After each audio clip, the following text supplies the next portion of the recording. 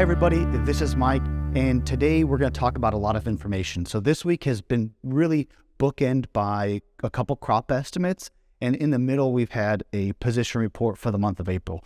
So the first estimate that we saw was from Wonderful Pistachios and Almonds, and they came up with a crop estimate of 2.35 billion pounds, which is about 60 million pounds larger than the first estimate that we've seen, but it's virtually the same number. Doesn't really change anything.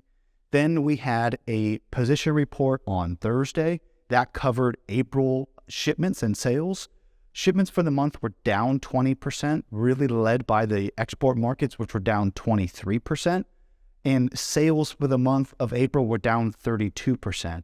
There's really kind of two ways to interpret that report. One is a little bit of pressure being put on California because of lack of sales and shipments. The other opinion really is pressure on the buying community because there's really nothing going afloat. They're kind of exposed going forward because of the lack of coverage. And so kind of see how that dynamic plays out over the next 30 days.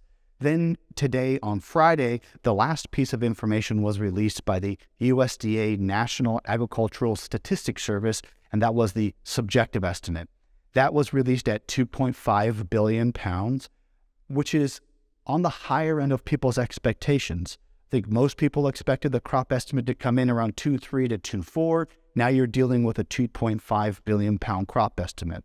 The subjective estimate is really a phone survey that NACS does of growers throughout the valley. Historically, the subjective estimate is on the higher end of what the crop actually comes in at. So kind of what does all of this mean? We've had two crop estimates, one at 2.35, one at 2.5, and a indecisive position report.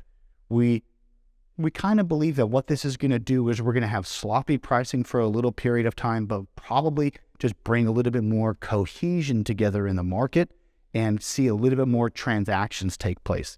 California needs to sell, buyers need to buy, and now we're just going to try to figure out at which price we can make that all happen. So we'll continue to keep you guys posted as things develop, and this has been Mike.